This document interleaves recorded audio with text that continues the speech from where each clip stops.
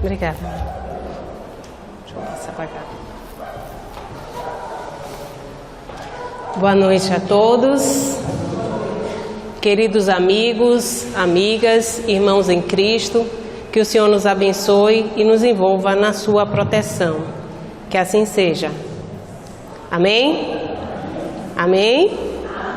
Agora eu vi os encarnados, antes eu ouvi os desencarnados.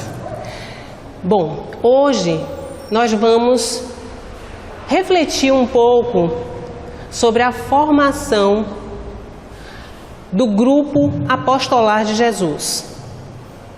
No livro Boa Nova, de autoria espiritual de Humberto de Campos, antes conhecido como Irmão X, por causa de uma polêmica de direitos autorais, que a família reivindicou na época que Chico começou a psicografar com esse espírito. Ele escreve, entre várias obras, uma que o próprio Chico Xavier, ele nos chama a atenção como destaque.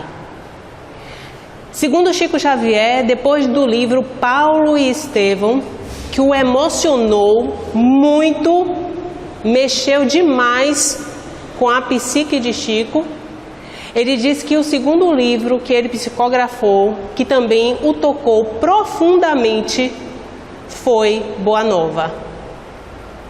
E quando nós pegamos essa obra para analisar, nós entendemos o que Chico Xavier quis nos passar com essa mensagem, de como esse livro nos toca no nosso íntimo.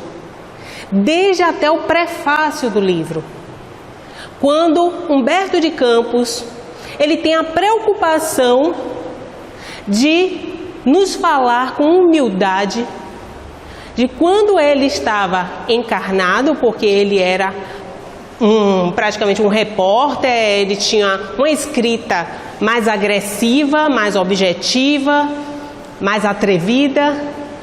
E quando ele desencarna e chega no mundo espiritual, é tocado por Jesus, tocado com a palavra, as histórias que lhe chegam sobre Jesus, o que ele chama as tradições do mundo espiritual, semelhante até o próprio Emmanuel também, quando a gente vai ver na introdução do livro A Caminho da Luz, ele também faz essa observação, as tradições do mundo espiritual, as histórias que os espíritos contam uns aos outros, porque não basta desencarnar para nós termos uma elevação moral, espiritual.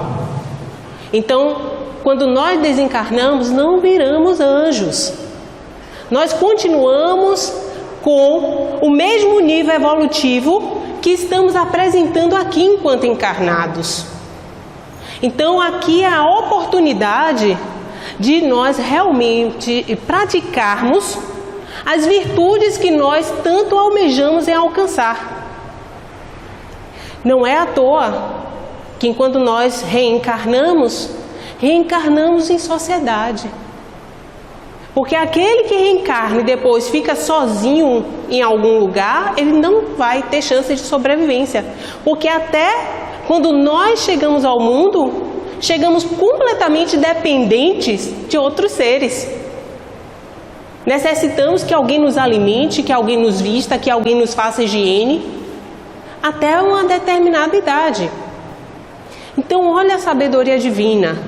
Isso já denota que o fato de nós precisarmos desses cuidados, isso deveria se estender até a desencarnação. Só que nós nos perdemos depois que vamos galgando os anos da infância, adolescência, e os valores vão ficando completamente diferentes a partir de uma certa idade. E é por isso que Jesus nos chama a atenção, que nós só vamos alcançar o reino de Deus através da porta estreita, através de um certo sacrifício, de uma certa força de vontade, de uma perseverança. E o livro Boa Nova nos traz, nos seus 30 capítulos, relatos também de indivíduos que nós pensamos que são assim, espíritos do outro mundo, não, são espíritos desse mundo, apresentaram fraquezas e dificuldades como nós temos, mas eles tiveram um diferencial. Além de um certo contato com Jesus pessoalmente, ou aqueles que não tiveram contato pessoalmente, mas foram tocados pela mensagem de Jesus e aceitaram a proposta da transformação, da reforma íntima, realmente se comprometendo, esse é o diferencial, é esse comprometimento de não fraquejar nos momentos difíceis.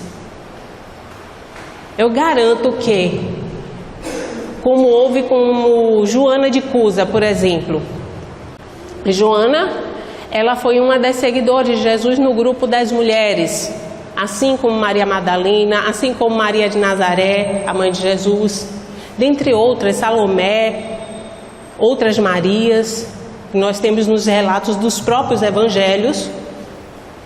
Joana de Cusa procura Jesus e fala-lhe: mestre, o meu marido não crê nas tuas palavras. Até porque a religião naquela época era muito mais paganista, né? Ou seja, também tinha muitos deuses, era politeísta. E quando Jesus chega com aquela mensagem para os judeus que estudavam a Torá, que esperavam um Messias guerreiro para poder modificar politicamente o jugo dos judeus lá em relação à Palestina, né, a todo o império ali que estava sendo subjugado por Roma, vem um Messias da paz, do amor, na sua delicadeza, na sua amorosidade, nos falar sobre um pai que não é aquele pai punitivo, aquele pai que todos temiam, era um Deus que era temido pelos judeus. Não, agora é um Deus Pai, é um Deus amoroso. E Joana de Cusa, tocada pela mensagem de Jesus, fala: meu marido não crê e eu quero lhe seguir. E Jesus: Joana, você pode começar a ajudar-me na divulgação do Evangelho, implantando esses valores de que falo na tua própria família. O início do trabalho é no primeiro grupo, que é o grupo familiar.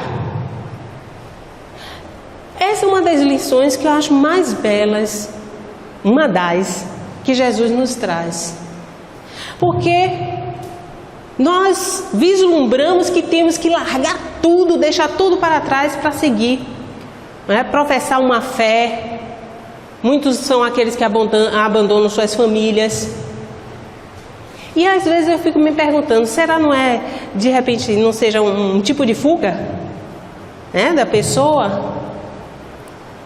Vai viver meditando, vai viver orando, às vezes também trabalhando até com obras sociais, ótimo, amém, Senhor?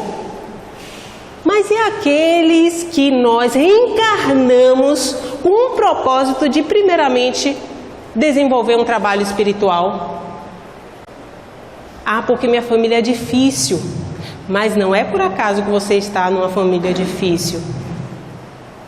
Há algo muito especial para ser trabalhado.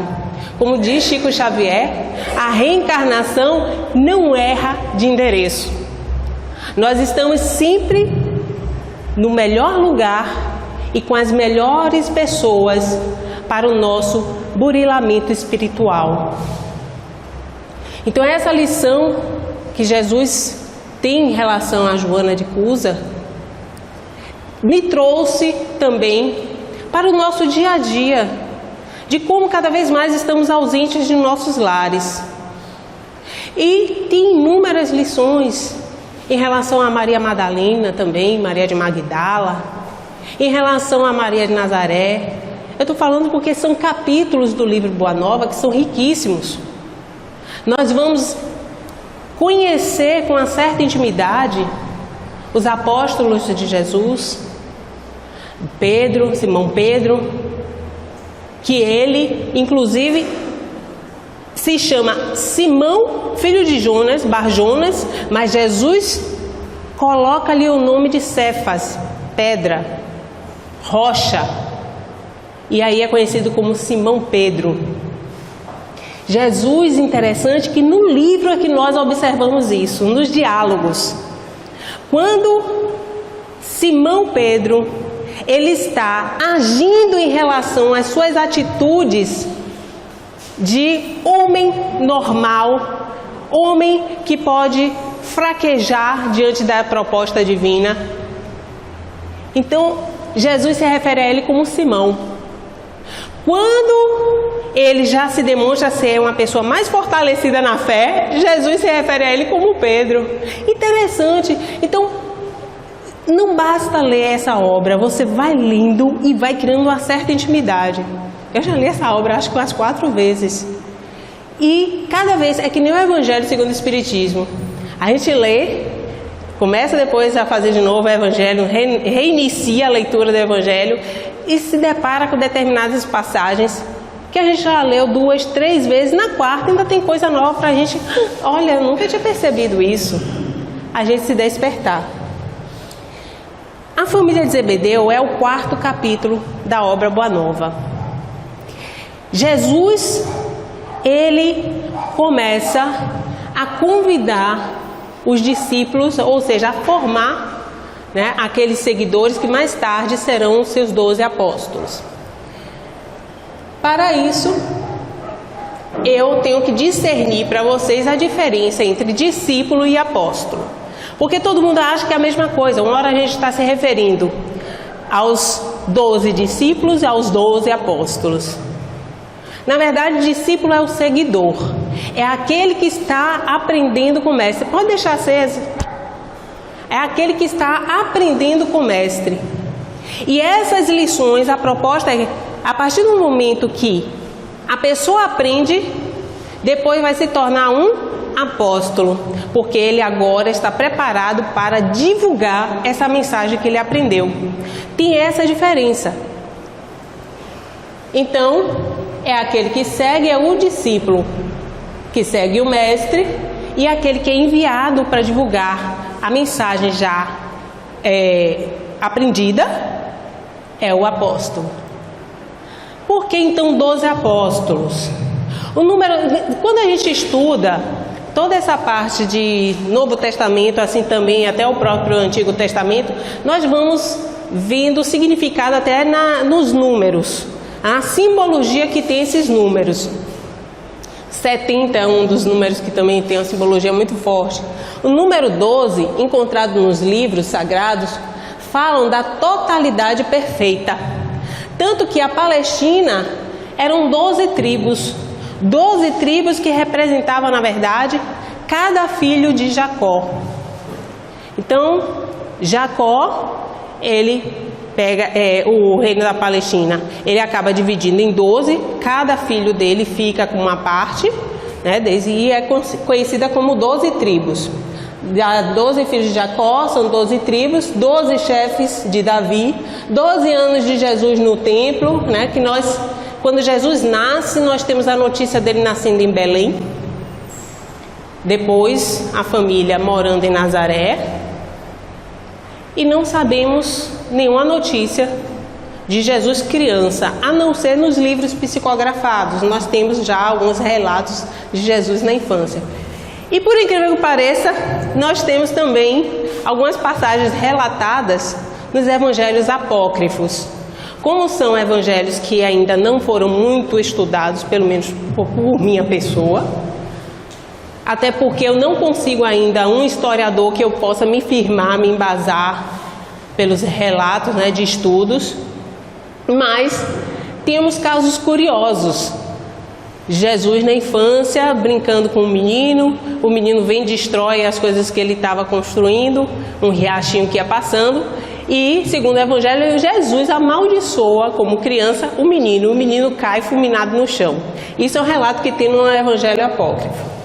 Aí vem um historiador e dá uma interpretação, no sentido que Jesus não fulminou o menino, Jesus falou algo e fluidicamente isso repercutiu que o menino desmaiou.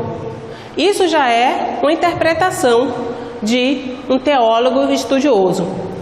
Se nós formos pegar essa mesma passagem e verificar outras interpretações, nós vamos encontrar coisa completamente diferente.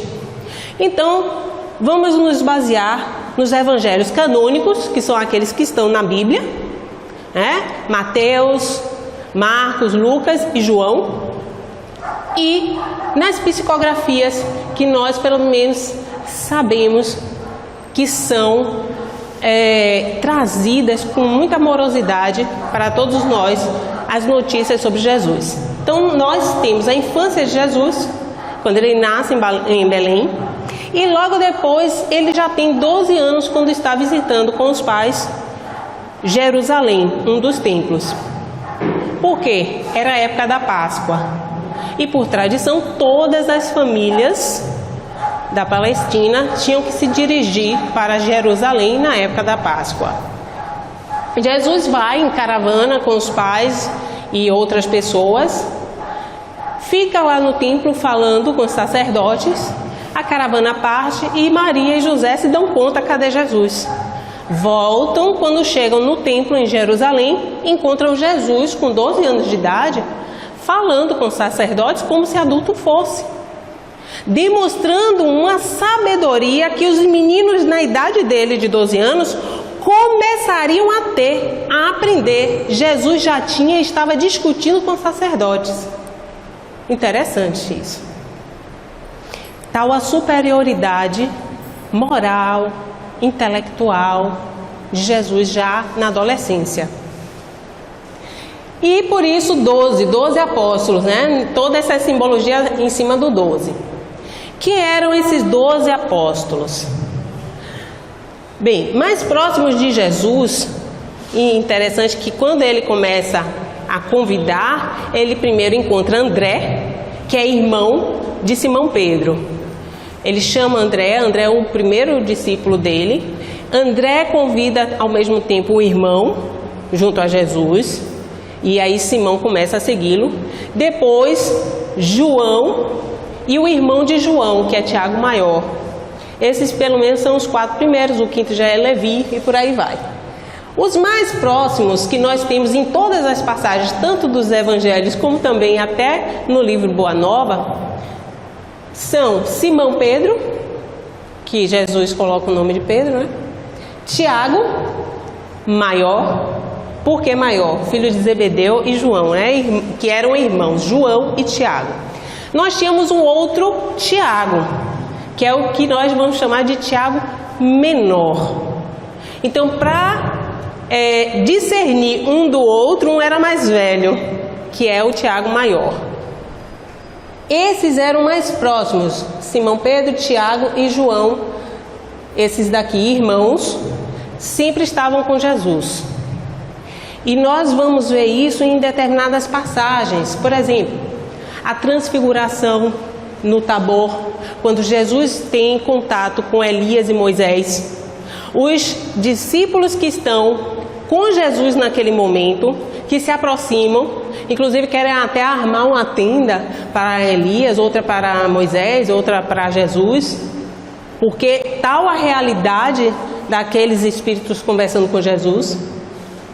Os que presenciam esse momento são exatamente Simão Pedro, Tiago maior e João. Outras passagens, no Getsêmani, aliás, antes do Getsêmani, na última ceia, quando Jesus vai chegando em Jerusalém, ele pede a esses discípulos para irem providenciar o local onde será a última ceia. Então nós vamos pegando assim momentos em que esses discípulos estão juntos e são ocasiões específicas para eles atuarem. Outras nós vamos ver um grupo. Os outros nós temos, como eu falei, o primeiro que é convidado, que é André, irmão de Simão Pedro, Filipe, Bartolomeu, Mateus, que é Levi, o cobrador de impostos. Mateus, que mais tarde nós vamos associar o evangelho que nós temos na Bíblia com Mateus, que nos anos 60 escreveu. Tomé, que é aquele que não acredita, só vendo, né? Só vendo para crer, botando a mão nas feridas de chagas de Jesus. Simão, o Zelote, que é outro Simão. É porque nós temos 2 Simões, temos 2 Judas, temos 2 Tiagos, né? Só aí já são 6, a gente já elimina 6, aí depois a gente vê o resto. Judas Tadeu, Judas Iscariotes e Tiago Menor. Esses são os 12 discípulos que se tornarão apóstolos de Jesus na convivência com ele. Só que nós temos um perrépes aí. Judas Iscariotes é aquele que vai supostamente trair Jesus, não é isso? E depois ele se suicida. Para o colégio apostólico não ficar desfalcado, eles conseguem uma pessoa para substituir Judas, que seria então Matias. Então, o chamamento, que é a preparação da missão aqui na terra. Simão Pedro e seu irmão André, Jesus vem e os convida quando pescavam no lago de Genezaré. Vinde após mim e eu vos farei pescadores de homens. Simão e André, eles moravam na cidade de Betsaida. E a gente ouve tanto a referência ao lago Tiberíades, né, Genezaré, o lugarejo de Cafarnaum, que nós pensamos até que eles seriam de Cafarnaum. Não, eles pescavam em Cafarnaum, tinham locais onde eles deixavam os peixes, mas eles eram naturais de Betsaida. Se nós chegarmos lá, vocês vão entender que não são cidades mesmo. É como se aqui fosse um bairro do lado do outro. Você anda 4 km, 5 km, você está em outra cidade. Aqui a gente estaria em outro bairro. Então ele faz essa proposta e eles aceitam sem hesitar. Porque eles já ouviam Jesus. Quando Jesus começa as suas primeiras pregações junto ao próprio João Batista. João Batista, o precursor, já falava sobre Jesus. Depois que ele batiza Jesus, né, no Jordão, ele joga aquela aguinha, vem a pombinha que todo mundo conhece nos filmes. Jesus dali tem um momento para si, que nós conhecemos como ele fosse para o deserto. E depois ele já começa a dar a mensagem do reino. E aí então é que ele vem com a proposta de começar a convidar os discípulos. Os outros próximos já são os filhos de Zebedeu. Depois então dos filhos de Jonas, né? Nós agora temos os filhos de Zebedeu, Tiago maior e seu irmão João. Filhos de Zebedeu, desejais participar das alegrias da Boa Nova? Muito jovens e, em regressando a casa, com o espírito arrebatado por imensa alegria, relataram à sua mãe o que se passara. Eles aceitam o convite de Jesus de pronto e começam a ficar mais encantados ainda com as pregações de Jesus, com o magnetismo que Jesus transmitia quando estava perto deles. Eles ficavam inebriados na presença do Mestre. E aí eles que chegam em casa, sabe quando acontece algo maravilhoso conosco, a gente chega em casa, a gente quer contar logo para a família, né? Você não sabe o que aconteceu hoje, aquela coisa. É o Mestre. Assim eles chegaram em casa, agoniados de felicidade, para contar à mãe o quanto que eles estavam maravilhados com Jesus. E Salomé, supõe-se que ela seja irmã de Maria, Maria de Nazaré, uma das irmãs. Então é como se Jesus fosse primo de João e Tiago maior. Só que é uma familiaridade que é suposta pelos historiadores, não é algo assim concreto, são suposições, mas a maior parte das suposições se diz isso. E, embora houvesse esse parentesco, é como se as famílias não tivessem muito contato uma com as outras. Aí eles falam com Salomé sobre a proposta de Jesus. Salomé já tinha escutado também a respeito de Jesus. E aí ela pensa, bem, se é chegada a implantação do reino de Deus, isso quer dizer que, provavelmente, Jesus deve estar angariando pessoas para o exército de Deus, para algum príncipe. Olha o pensamento, a mentalidade de Salomé. Aí ela pôs-se então a ponderar consigo mesma. Não estaria próximo aquele reino prometido por Jesus? Quem sabe se o filho de Maria não falava na cidade em nome de algum príncipe? O Cristo deveria ser o intérprete de algum desconhecido ilustre que recrutava adeptos entre os homens trabalhadores e mais fortes. A quem seriam confiados, então, os postos mais altos dentro da nova função? Então, Salomé já pensa nisso. E aí ela vai conversar com Jesus a respeito da situação dos filhos. O que é que, para nós, se nós olharmos, o que uma mãe naturalmente faria, não? É ou não é? Quem é mãe sabe que sim. Se eu puder interceder pelo melhor do meu filho, falar com minha irmã, falar com minha, seja lá outro parentesco que elas tenham. Mas o sentimento de mãe é que meu filho realmente se dê bem, né? Seja pelo menos agraciado com algo melhor até do que os outros. Esse pensamento não é de tão assim estranho. Nós ainda não vivenciamos o amor incondicional. É para muitos de nós uma utopia. Nós vemos esse amor incondicional nos relatos no Evangelho, ou no dia a dia, quando nos deparamos com pessoas como Irmã Dulce, como Chico Xavier, mas que não fazem parte da nossa convivência. A gente conhece e sabe que existe, mas não sabe como é o dia a dia. Como essas pessoas são abnegadas. Como elas têm uma aceitação da proposta diferente de muitos de nós, que aceitamos assim, se der eu faço.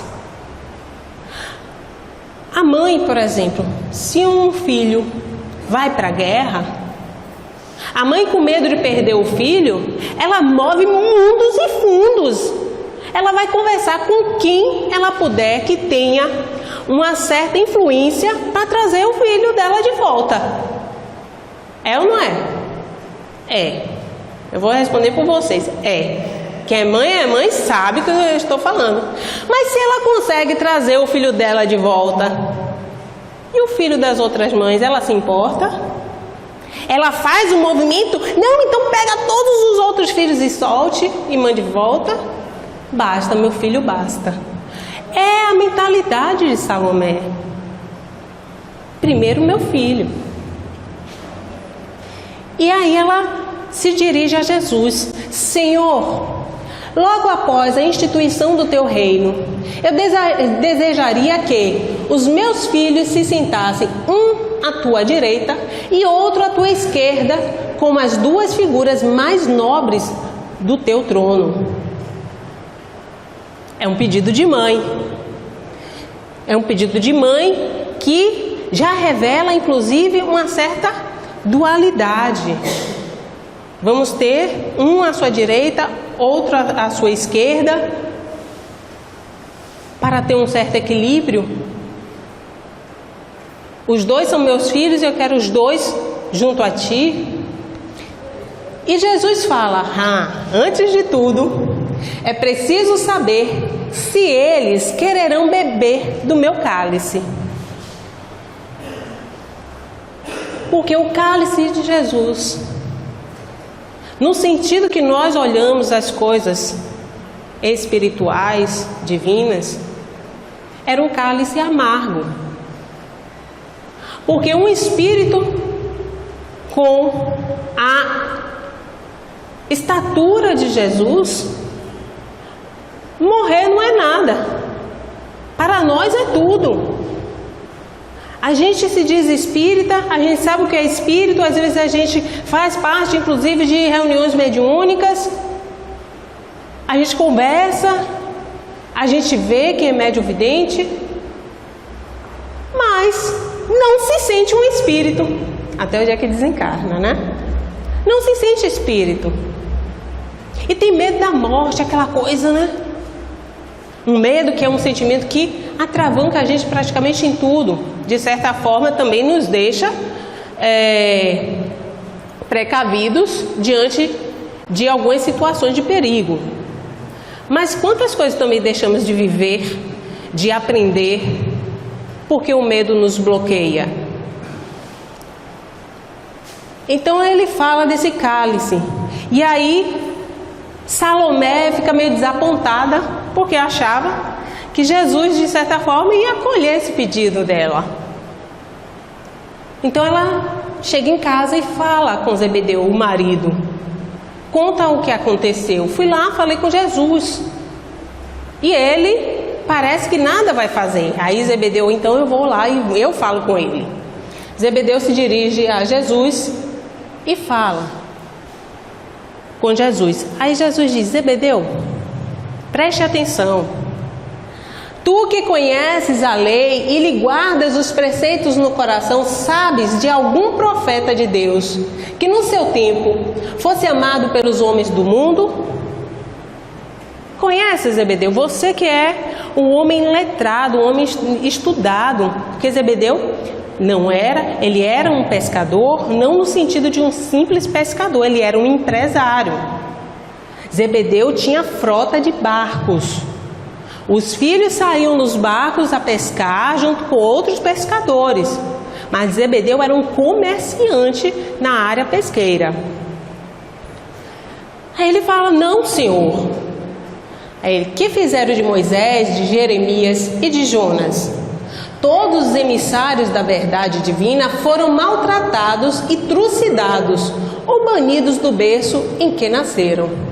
Na terra, o preço do amor e da verdade tem sido o martírio e a morte.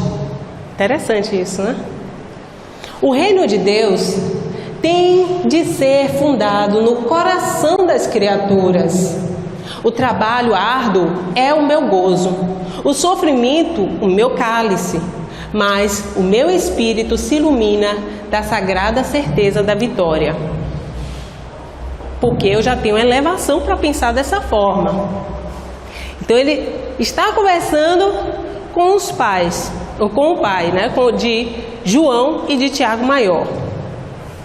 Aí Zebedeu vira assim: ah, Senhor, então acho que entendi.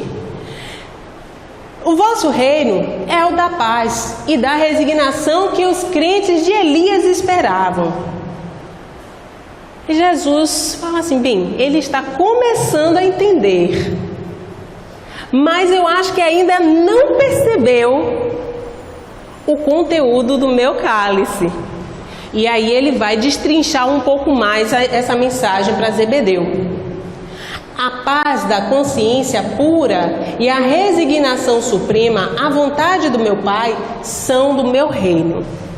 Mas os homens costumam falar de uma paz que é ociosidade de espírito e de uma resignação que é vício do sentimento. Ociosidade do espírito e resignação que é vício do sentimento. É aquela proposta que, se der, eu faço. Vocês estão entendendo? A diferença que é o comprometimento realmente? Trago comigo as armas para que o homem combata os inimigos e que lhes subjugam o coração. E não descansarei enquanto não tocarmos o porto da vitória. Eis porque o meu cálice agora tem de transbordar de fel, que são os esforços ingentes que a obra reclama. O que Jesus está querendo dizer é que aqueles que o seguem, naquela época estariam seguindo ele, iriam se sacrificar para a implantação do reino de Deus. E nós vemos isso quando os discípulos se tornam apóstolos. Quando isso ocorre?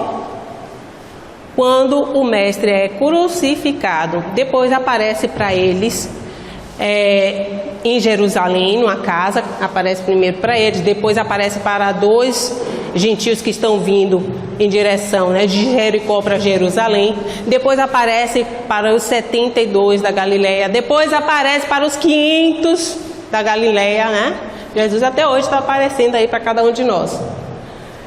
Bem, o que ele fala é que esses seguidores terão um fim de um cálice amargo.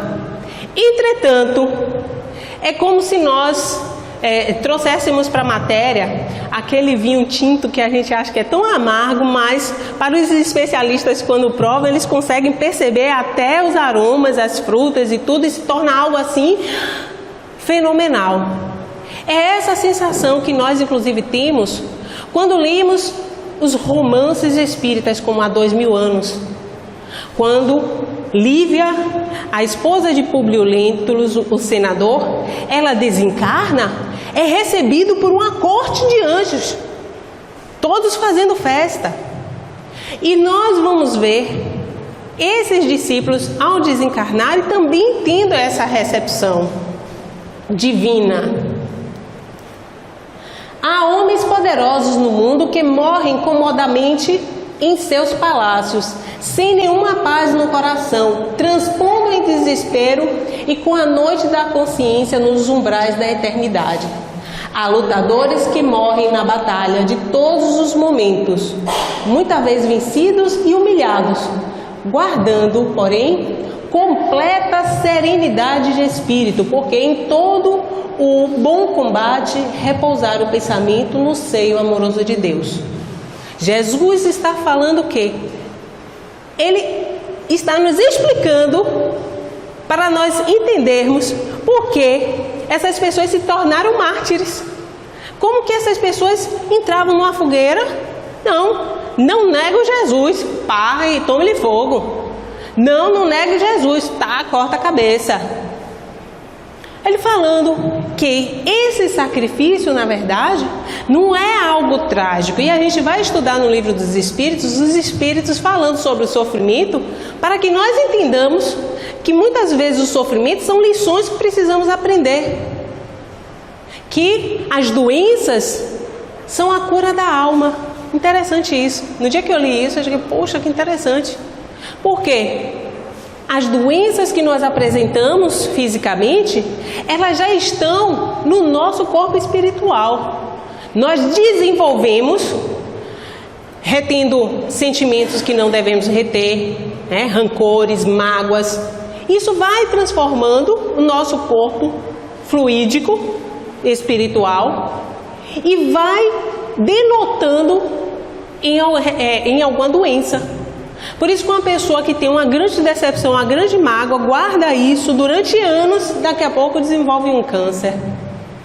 E aí você vai fazer um estudo psicológico sobre aquela pessoa e descobre que foi exatamente isso, retendo aquela mágoa, aquele ódio, não perdoo, não consigo perdoar, e isso adoece a pessoa. Outros há que aplaudem o mal, numa falsa atitude de tolerância, para lhe sofrer amanhã os efeitos destruidores.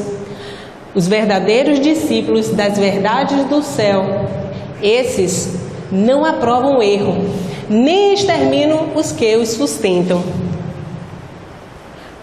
Então, os verdadeiros discípulos são aqueles que não aprovam o erro, evitam errar, mas também não ficam criticando aqueles que ainda estão perecendo no erro. Entendeu?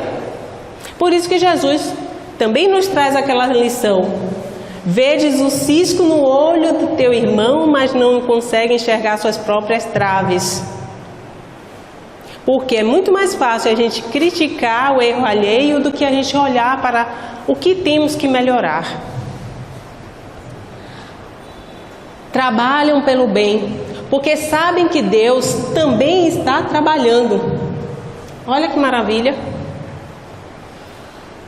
Deus sempre está trabalhando. Ele não para. O Pai não tolera o mal e o combate, por muito amar a seus filhos.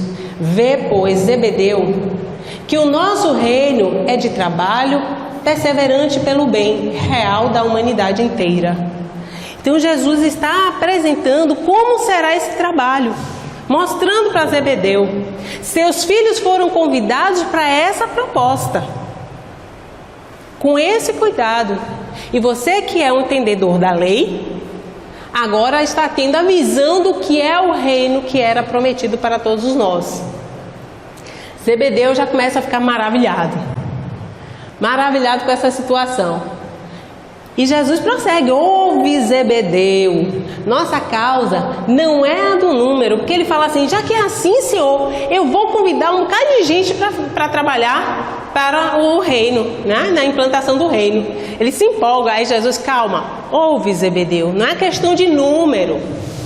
Não quero milhões de pessoas, mas fazendo tudo errado, né? Não, nossa causa não é a do número, é a da verdade e do bem. É certo que ela será um dia a causa do mundo inteiro. Mas, até lá, precisamos esmagar a serpente do mal sob os nossos pés. Por enquanto, o número pertence aos movimentos da iniquidade. A mentira e a tirania exigem exércitos e monarcas, espadas e riquezas imensas para dominarem as criaturas. O amor, porém, essência de toda a glória e de toda a vida, pede um coração e sabe ser feliz. A maior lição, então, é amarmos. E o que Jesus estava falando é: não adianta regimentar várias pessoas que não vão saber amar o próximo. Para implantar o reino é necessário que saiba amar o próximo. A impostura reclama interminável fileira de defensores para espalhar a destruição. Basta, no entanto, um homem bom para ensinar a verdade de Deus e exaltar-lhe as glórias eternas, confortando a infinita legião de seus filhos. Quem será maior perante Deus? Acho interessante essa comparação que ele faz. Quem é que será maior perante Deus? A multidão que se congrega para entronizar a tirania, esmagando os pequeninos, ou um homem sozinho e bem intencionado, que com um simples sinal salva uma barca cheia de pescadores? Então ele faz essa comparação de multidões. O que é que você adianta pegar uma multidão de pessoas sem propósito, sem estarem realmente convencidas da proposta de implantar o reino? Elas ao léu e na verdade dá confusão, né? Aí ele: não, basta uma pessoa que na sabedoria e no seu envolvimento com a proposta e um sinal, essa pessoa bem preparada consegue salvar várias outras. E ele dá, porque tudo Jesus falava de forma alegórica, né? Fazia sempre alguma parábola, alguma comparação. Então ele fala assim, ele consegue salvar aqueles que estão no barco, aqueles que estão no mar, à deriva, vamos dizer assim. Então faz essa comparação. Calma, a gente já está terminando aqui essa parte do texto. E Jesus diz: em verdade, a mensagem da Boa Nova é excelente para todos. Todos. Contudo, nem todos os homens são ainda bons e justos para com ela. É por isso que o Evangelho traz consigo o fermento da renovação, e é ainda por isso que deixarei o júbilo e a energia como as melhores armas aos meus discípulos. E em várias passagens a gente vê Jesus atuando sempre com amorosidade em situações até estranhas.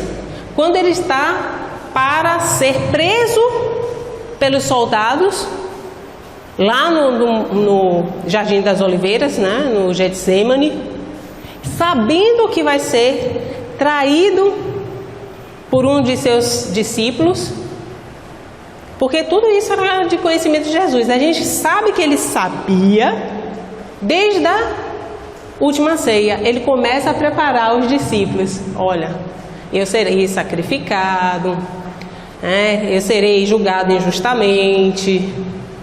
E os discípulos vão ficando: Senhor, não, isso não vai acontecer. Vai acontecer. Pedro mesmo fica transtornado: não, Senhor, tá vendo? Eu nunca lhe trairei. Que é isso, Senhor? Aí, Pedro, antes que o galo cante, você me negará 3 vezes.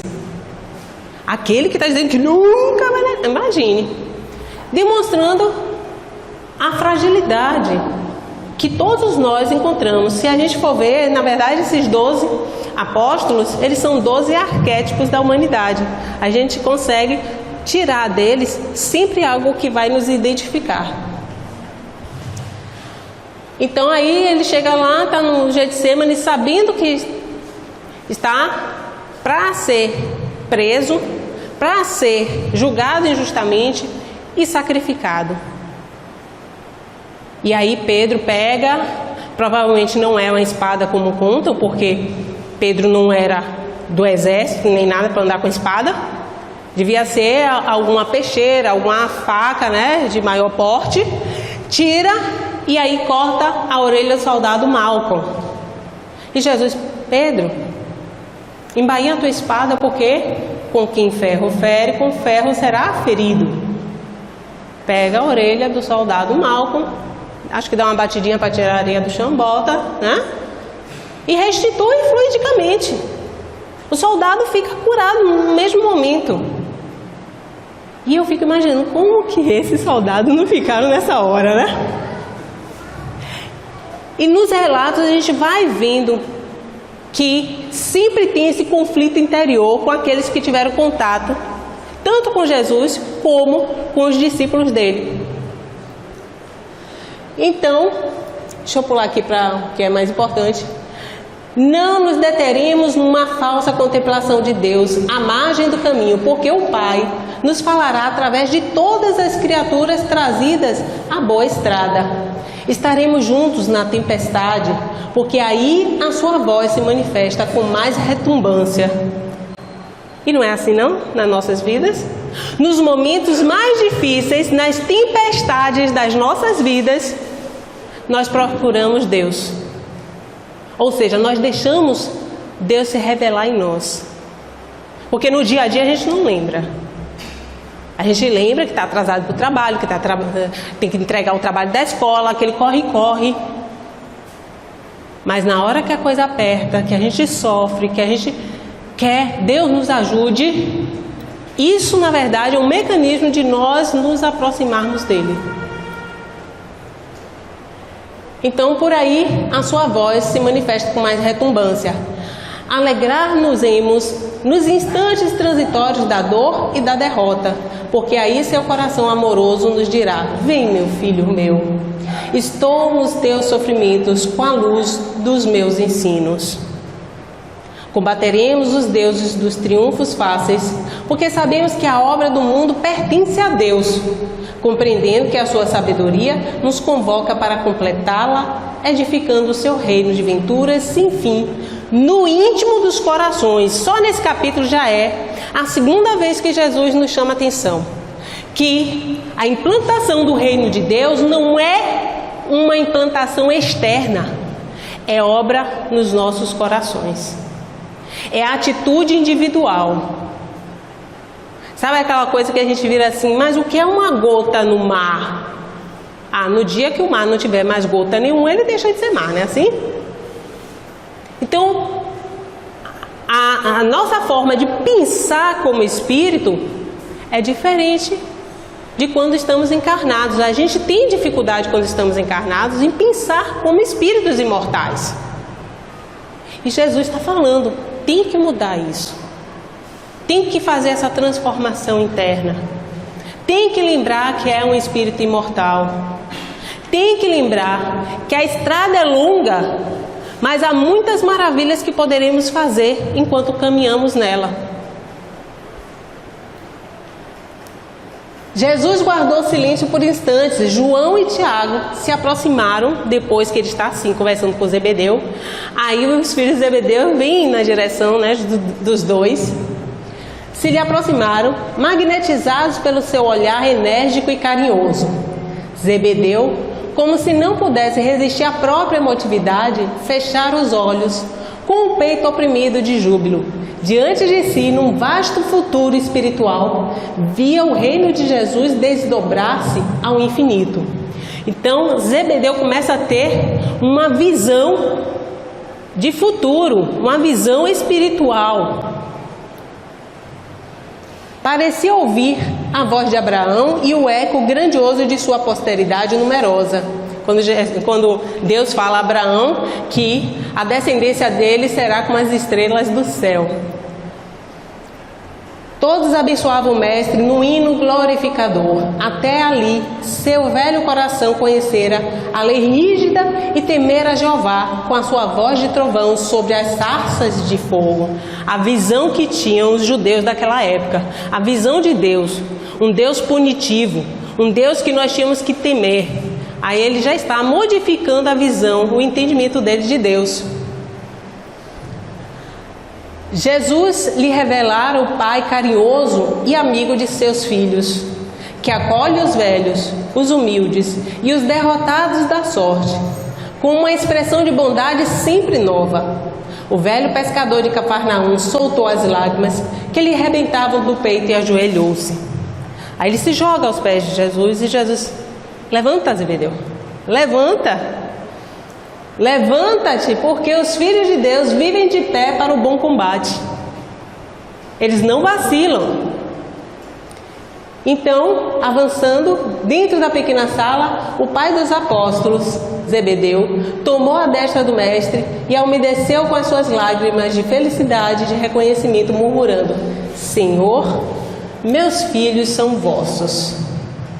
Então, até aí, tem duas coisas que eu posso destacar a respeito, não só dos filhos de Zebedeu, mas a mãe dos filhos de Zebedeu, ou seja, Salomé, a esposa de Zebedeu, e o próprio Zebedeu. Primeiro, o pedido de Salomé. Ele nos traz a reflexão de o que é que nós estamos pedindo a Deus. O que é que nós estamos pedindo nas nossas orações. Como diz Kardec, quando a gente vai estudar no Evangelho segundo o Espiritismo, lá o último capítulo que vai falar sobre as orações, a gente vai ver que fica claro que a oração é louvar, ou seja, se alegrar em Deus, agradecer e pedir. E nesse pedir, nós temos que saber pedir também. Tem determinadas situações que a gente só quer sair dela, mas em nenhum momento a gente consegue parar para analisar por que estamos nela, ou o que é que nós vamos amadurecer vivenciando isso. A outra lição é a de Zebedeu. É como que nós nos equivocamos diante de tudo na vida. Se nós formos olhar o que nos acontece no dia a dia, ao redor, como as pessoas nos tratam, vamos perceber que há vários ângulos de visão. Por isso que as pessoas têm opiniões diferentes, não só porque elas têm uma natureza diferente, criação familiar, as crenças, o passado espiritual, para ter uma certa interpretação de um fato diferente do meu, por exemplo. Mas se eu me abro para analisar a situação, eu consigo também ver de forma diferente. Nós queremos soluções prontas, buscamos isso constantemente. Se a gente adoece, inclusive a gente não quer nem saber porque adoeceu, a gente quer um remédio e fique bom. A gente não fica vendo o que é que pode ter sido provocado pela minha conduta para chegar àquele resultado. O que será que eu estou fazendo que pode estar prejudicando a mim mesmo? Então, Jesus fala: chora, Zebedeu, porque as tuas lágrimas de hoje são formosas e benditas. Temias a Deus, agora ama a Deus. Estavas perdido nos raciocínios humanos sobre a lei, agora tens no coração a fonte da fé viva. A interpretação agora é outra. E assim também temos que passar por essa transformação que Zebedeu passa com Jesus. Para entendermos as nossas propostas, nós reencarnamos para quê? Só para comer, beber, procriar, trabalhar? Não, qual é o meu propósito? O que é que eu posso ser melhor para um ser humano? Meus amigos, finalizando, só para vocês terem uma ideia, o que Jesus queria dizer é isso, que não só ele foi crucificado com a proposta do reino, na implantação, Mateus foi esquartejado, o nosso evangelista Mateus, Levi, Tiago, maior, ou seja, o irmão de João que acabei de falar, filho de Zebedeu, foi decapitado, Paulo também, Pedro foi crucificado de cabeça para baixo, porque ele fez questão que fosse de cabeça para baixo para não ser igual ao mestre. Filipe foi crucificado, Matias, que ficou no lugar de Judas Iscariotes, Matias foi morto na fogueira, Bartolomeu foi decapitado, Tiago foi apedrejado até a morte, Tiago menor, né, o filho de Alfeu, André crucificado em X, Lucas, que é o mais tarde vai seguir, vai ser evangelista também, foi enforcado, Simão Zelote e Judas Tadeu, os dois mortos a marteladas, né, a machadadas, e Tomé com flechas dos romanos. Então daí vocês tiram o que ele estava querendo falar a respeito do cálice que os seguidores dele teriam que beber. Porque nós procuramos a porta larga para vivenciar nossas experiências. Somente um chamado muito forte para nós nos comprometermos e termos uma conduta que nos faça perder uns quilos espirituais e passar pela porta estreita, que aí no caso são as construções das nossas virtudes. Eu espero ter contribuído para vocês nas lições desse capítulo da Boa Nova e desejo muita paz a todos.